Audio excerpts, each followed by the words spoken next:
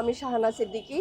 আমি এখানে এসেছি আমাদের group baking and cooking enterprise থেকে। এটা হচ্ছে আমাদের ম্যাম, আমাদের শ্রদ্ধেয় বাণী ম্যামের একটা অ্যাসোসিয়েশন, ওখান থেকে এসেছি। আমরা এখানে এই মেলাতে এই আয়োজনে অংশগ্রহণ করতে পেরে আসলে খুবই আনন্দিত।